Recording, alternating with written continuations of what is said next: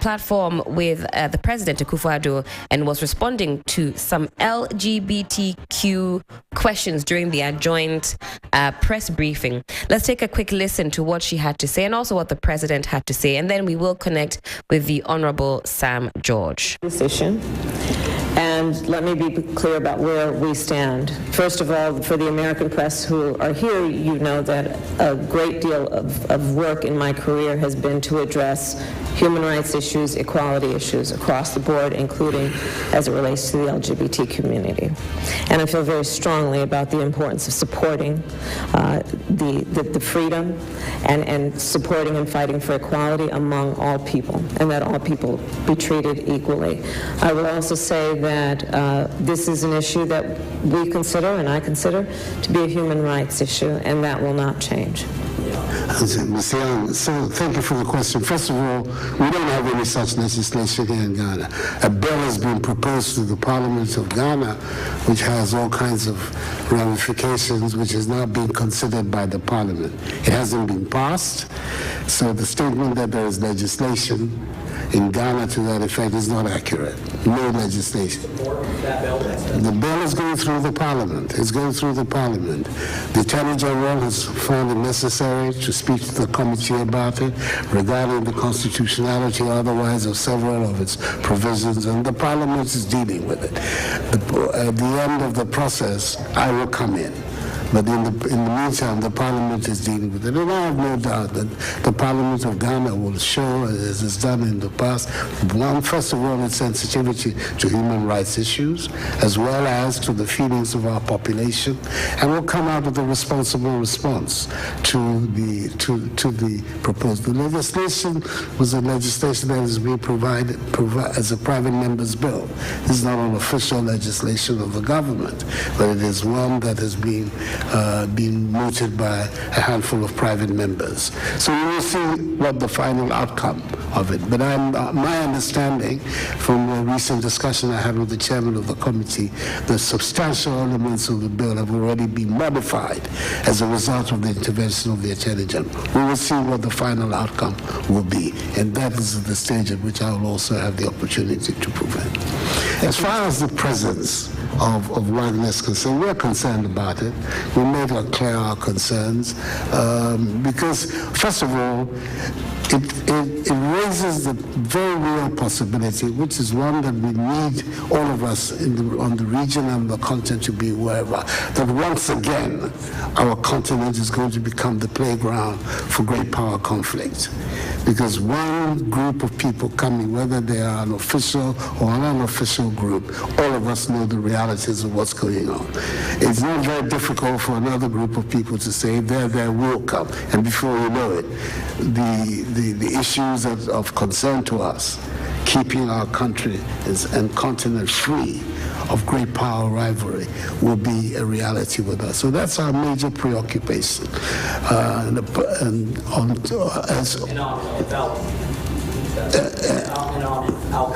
Yes, and that was the voice of the President and also the U.S. VP who's in town, Kamal Harris. We've been joined on the telephone by Honorable Sam George. He's the MP for Ningo Pram, also a promoter of the promotion of proper human sexual rights and Ghanaian family values bill. Honorable, good morning to you. Good morning, Harris. Good morning to your team and your listeners. It's good to hear from you this morning. How are the good people of Ningo Pram? Grace abound for us. We're dealing with a bit of traffic, but it's become our new normal. Lovely. Now let's get straight into it. We've just played back the interaction between U.S. Vice President Kamal Harris and also President of Ghana, Akufo-Addo. I know you've had some thoughts on the President's response, but I'll ask again.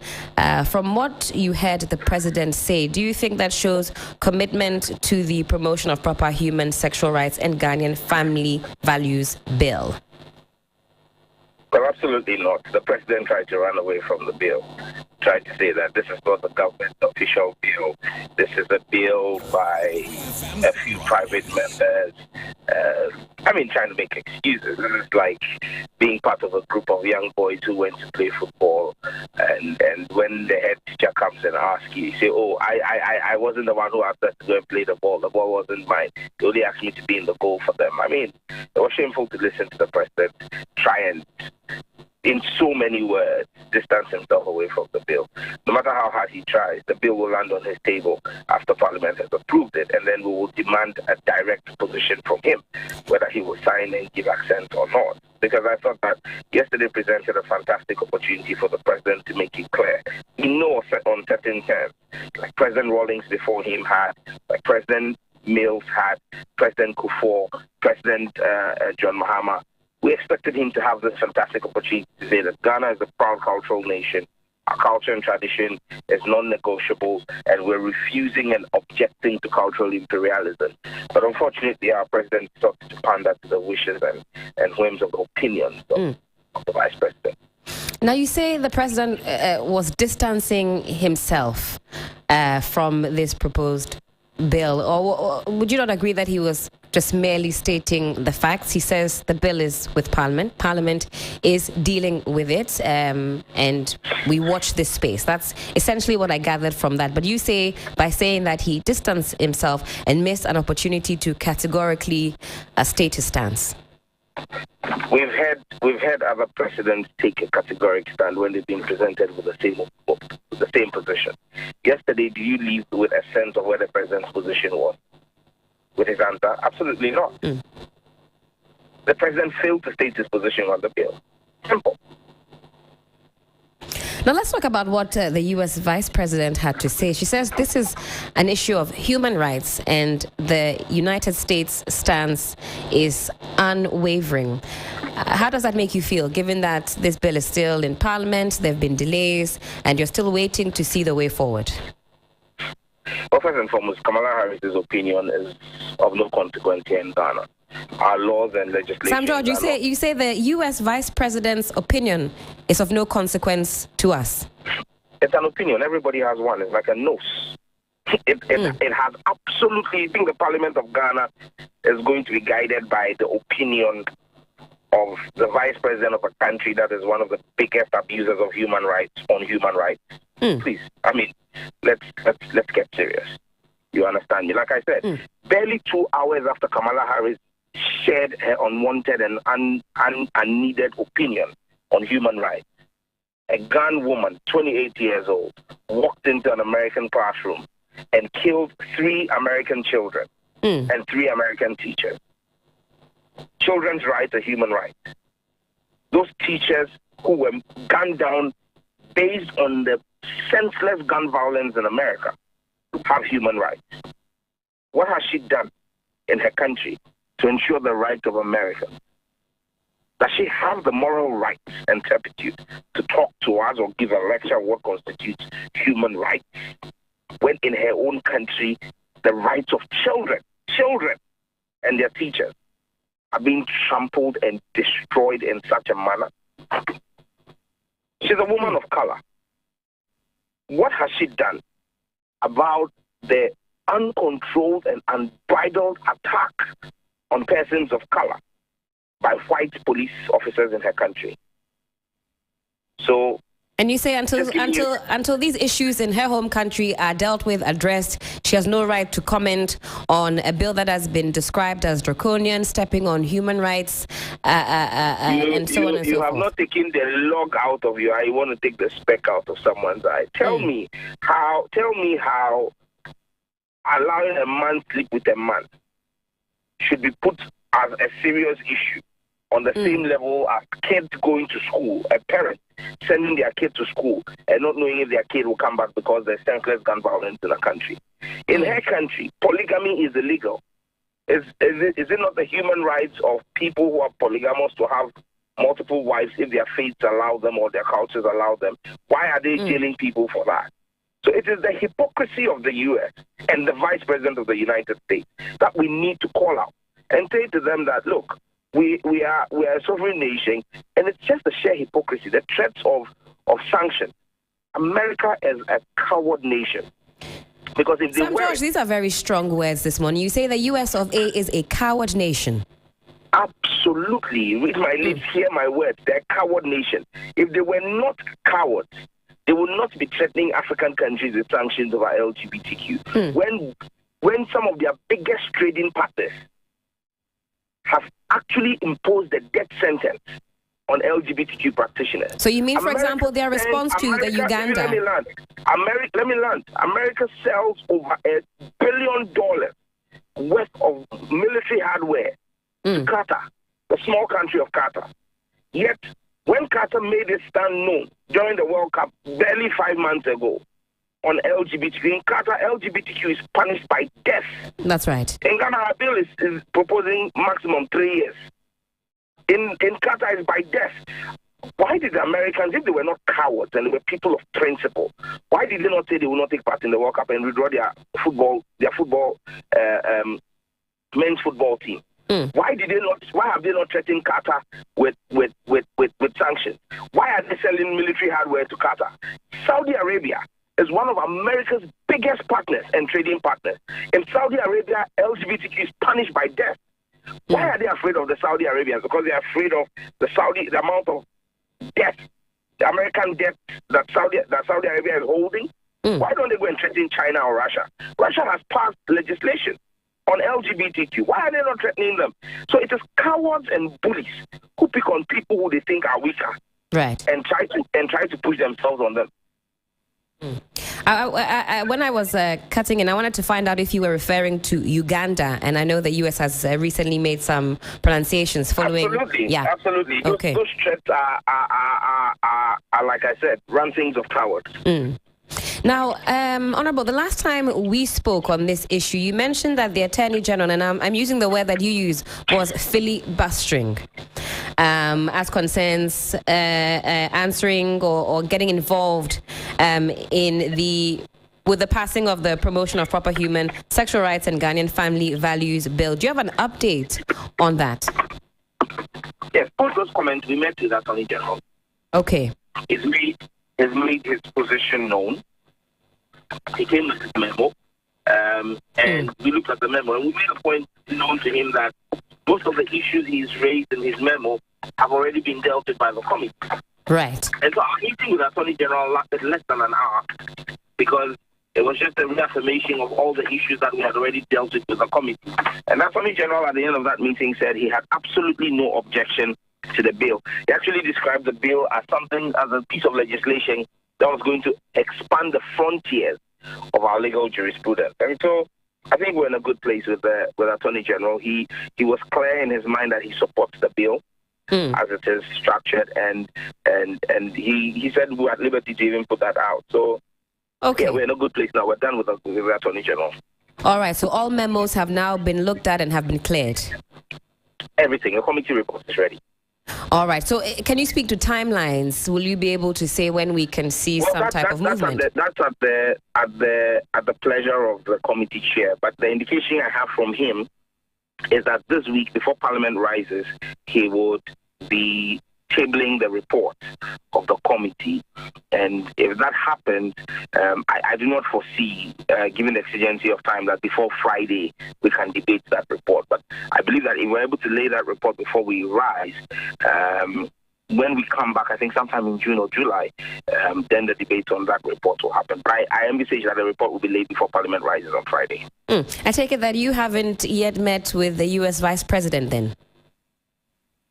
I do not know where I will be meeting with her. It's a state visit. It's right. Not a private visit, yeah. Right. Only asking if your paths had crossed. Just checking. Oh, absolutely not. And I don't intend for it. Or maybe she's scheduled to meet with the team. Would you be happy to share your thoughts with her directly, as you have been very vocal on this one? Oh, absolutely. Why not? Why not? I mean, we would want to give her an understanding of our culture and traditions.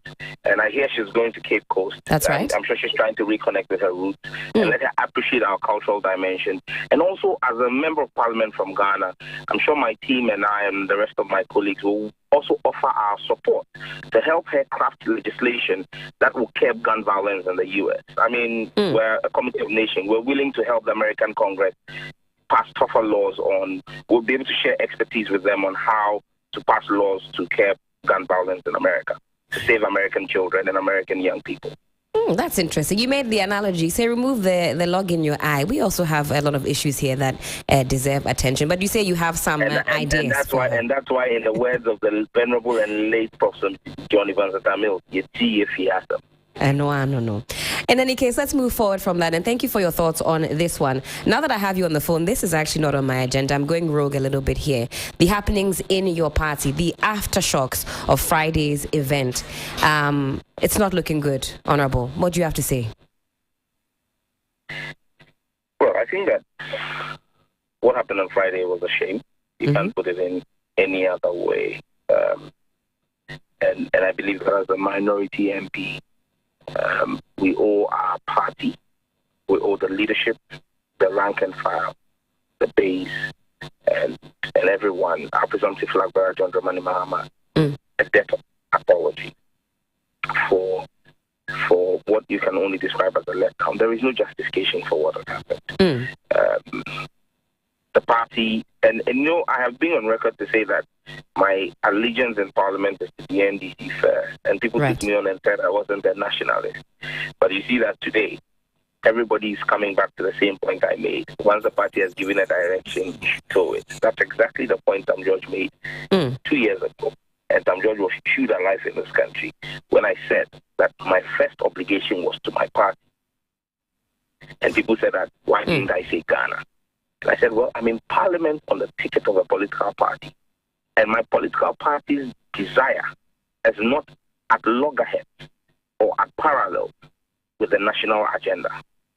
And so when at times when we speak, people need to understand the context in which you're speaking. But you see, given what has happened, I believe that what is required now is some level of introspection on an individual level and a collective level.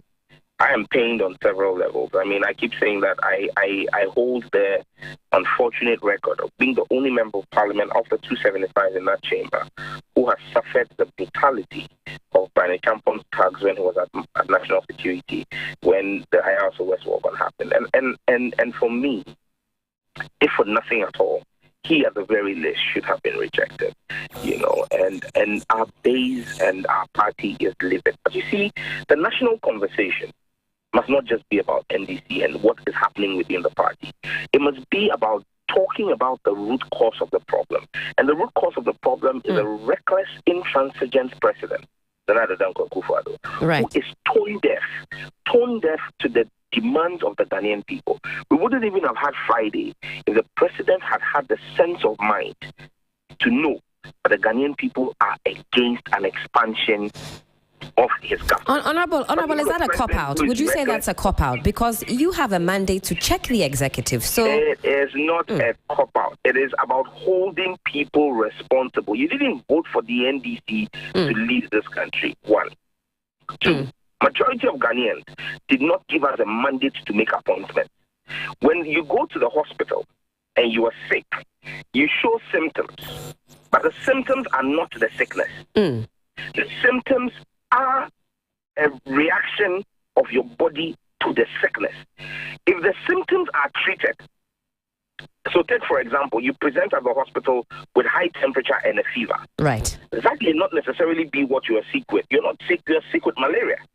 Possibly. And that is why what they will first do is to prescribe for you medication that will bring down your temperature, possibly give you a cold shower, but that in itself does not cure your sickness. Right. What cures your sickness is giving you a treatment for the malaria, which is the root cause. And that's what I'm saying, that the high temperature and all the fever you are feeling is what happened on Friday. But the malaria in this case is President Akufo-Addo. He is the sickness. He is the problem of our country. Because if the president is asking the American government to go and beg the Paris Club for them, so that the Paris Club will give debt forgiveness for them to qualify for an IMF program, And the Paris Club has Germany as one of its key members. And they're saying to you that your government is too big. And you are telling the German ambassador that he should keep quiet and stop complaining about it. And then you go ahead to appoint more chief justices.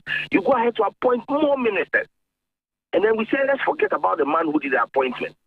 And let's blame the minority in the minority. Because don't forget, only about, from the calculation, just about 31 people out of 136 on our side were the ones who voted for the nominees. Only 31. So it means at least 135 or 105 of us took a stand against the president.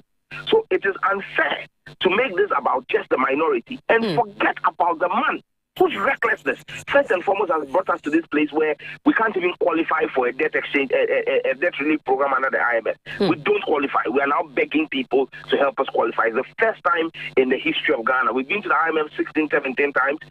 At no point in time have we had to beg people to help us qualify. That is the ignoble record of Nana Addo Dankwa Akufo-Addo. And then it is his intransigence and lack of sense of understanding of the current state of the country that has led us to this place where he's still appointing ministers at a time when he should be consolidating ministries. Now, some of your colleagues have seemingly gone on a path of trying to name and shame minority members who went against the collective agreement. Do you think that is the way forward, or is it now prudent for the party to come together, fix the cracks that exist, because clearly some cracks do exist, and then forge ahead? Or you say the naming and shaming has a purpose and should be continued with? Well, people are pained, and people react to pain differently. And that's why I put out a write-up last night, and I've called that we should be more strategic and tactful and less emotional.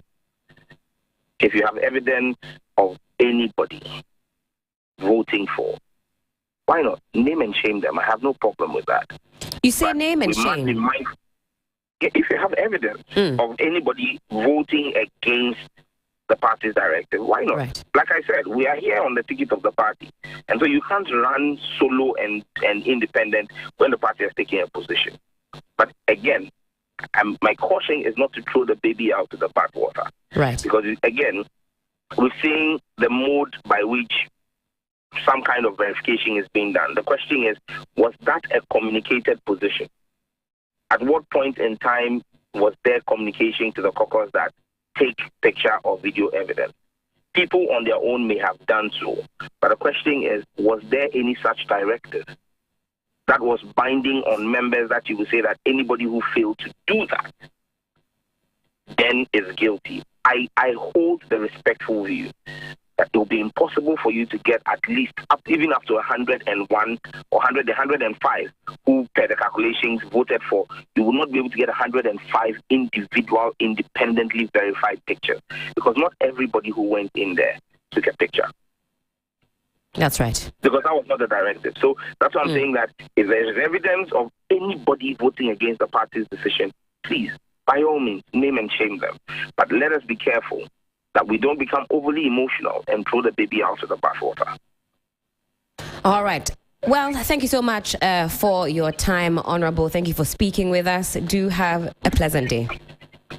Thank you, Helen. Thank you.